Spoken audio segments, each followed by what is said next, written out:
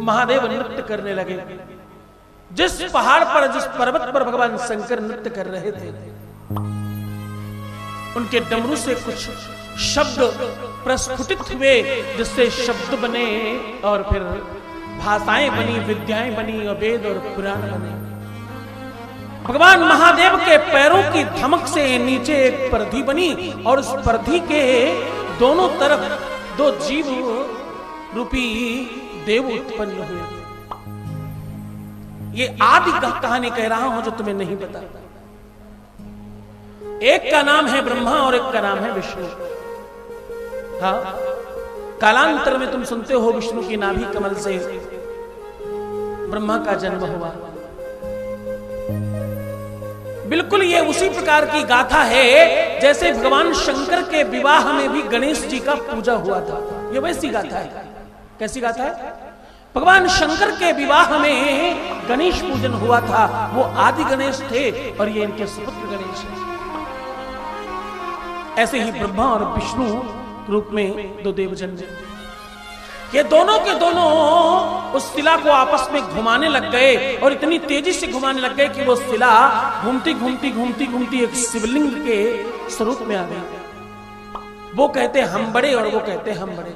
ब्रह्मा जी कहते हैं मैं बड़ा हूं और विष्णु जी कहते हैं मैं बड़ा हूं। दोनों एक दूसरे से जिरह कर रहे हैं, बहस कर रहे हैं और अपने बल का प्रदर्शन कर रहे हैं। उस शिवलिंग से आदेश हुआ, आवाज आई कि देखो तुम दोनों युद्ध मत करो। जो भी शिवलिंग के मूल को स्पर्श करके आएगा, मूल मतलब जड़ को स्पर्श करके आएगा, उसको सबसे बड़ा माना जाएगा। कहते हैं ब्रह्मा और विष्णु कालांतर तक उसमें प्रयत्न करते रहे, लेकिन मूल नहीं मिला, जड़ नहीं मिली।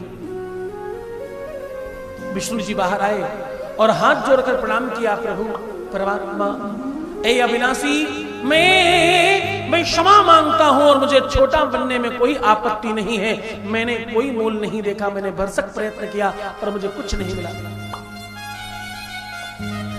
आकाशवाणी हुई, विष्णु तुम सत्य कह रहे हो, तुमने सत्य बोला है, तुमने सत्य कहा है, इसलिए तुम्हारे अंदर भगवत्ता का दर्शन होगा और संसारी तुम्हें भगवान मानेंगे और तुम संसार के भरण पोषण का काम करोगे। जाओ, तुम्हें आगे कालांतर में युग युगों में तुम्हें 24 अवतार होंगे धरती पर और लोग तुम्हें परमात्मा की तरह पूजेंगे।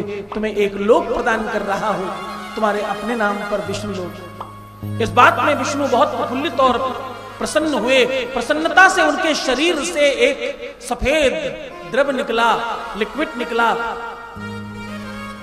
धीरे धीरे धीरे धीरे वो दूध की भांति बनते बनते बढ़ते बढ़ते इतना बढ़ा, क्षीर सागर बन गया और उसमें शेष तैया बनी। भगवान विष्णु उस पर स्थापित हुए। महादेव ने कहा तुमने सत्य कहा है, तुम सत्य बोल रहे हो, इसलिए तुम्हारे अंदर भगवत्ता का दर्शन होगा। जो सत्य बोलता है उसमें किसी न किसी रूप में भगवान का दर्शन होता है। क्यों? क्योंकि धर्म जो है उसकी रक्षा करने के लिए सत्य बोलने की आवश्यकता है।